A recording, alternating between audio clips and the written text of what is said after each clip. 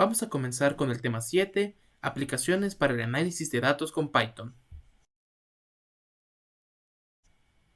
Para empezar, ¿qué es un dato?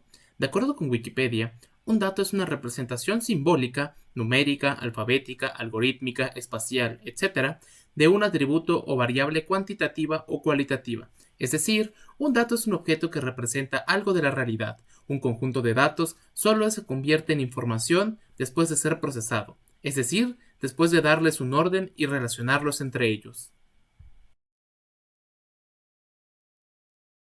Por ejemplo, imaginemos que en algún país del mundo hay 59 personas en estado de pobreza. Por sí solo, esto es un dato, pero no nos brinda ninguna información. Ahora supongamos que este país tiene 100 habitantes. Estos 100 habitantes son otro dato del país, pero tampoco nos brinda información alguna. Ahora, ¿qué pasa si tomo ambos datos y los junto, es decir, los proceso? Hagamos el análisis. Tenemos 59 personas de 100 habitantes. Esto implica que el 59% de la población está en la pobreza. Es un análisis simple. Pero este análisis, este proceso de analizar y de procesar los datos anteriores nos pudo dar información.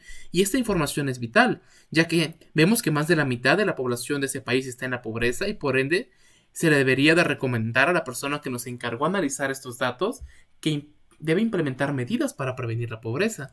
Esto ya son información muy útil, es decir, nos permite llegar a conclusiones, pero solo fue posible obtenerla procesando múltiples datos. Un único dato no nos brinda ninguna información. Pero si nos damos cuenta, el ejemplo anterior es un ejemplo de juguete, con fines meramente ilustrativos, ya que ningún país tiene solamente 100 habitantes ni 59 personas en estado de pobreza, esos son solamente datos ilustrativos. En la vida real tendremos tablas con grandes cantidades de datos, por ejemplo la que vemos aquí, y en estas tablas ya no será tan fácil realizar este análisis como en el caso anterior, que simplemente dijimos pues 59 de 100, 59%. En estos datos ya no es tan obvio, y para poder yo procesarlos, no sé, graficarlos o sacar la media, el promedio o cualquier cosa que yo les quiera hacer, me va a tomar tiempo. No lo puedo hacer tan rápidamente, me tomaría una hora, hora y media, 2 horas. Ese es tiempo valioso. Y siguen siendo pocos datos. Ahora imagínense una tabla con 1 millón de datos, con 2 millones, con 3 millones, con 10.000 millones de datos. Eso ya no es algo procesable por el ser humano, simplemente no podemos lograrlo. Entonces, aquí es donde entra el desarrollo de aplicaciones informáticas. Utilizando algún lenguaje de programación, en nuestro caso Python, vamos a crear aplicaciones que tomen esa tabla con esa cantidad enorme de datos, la procese y nos arroje información entendible para el ser humano, en forma de tablas, gráficas, números, etcétera, como las que estamos mostrando aquí, en donde ya es más fácil analizar y ver las relaciones entre las variables, entre la información que estamos procesando, entre los datos, perdón, que estamos procesando.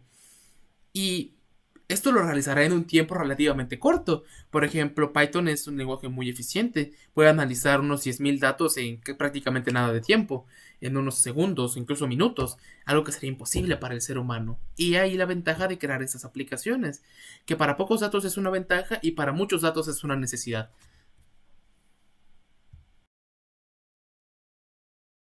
Finalmente, podemos concluir que el objetivo principal del tema 7 de la materia de desarrollo de aplicaciones informáticas es aprender a crear aplicaciones que puedan procesar grandes tablas de datos utilizando el lenguaje de programación Python.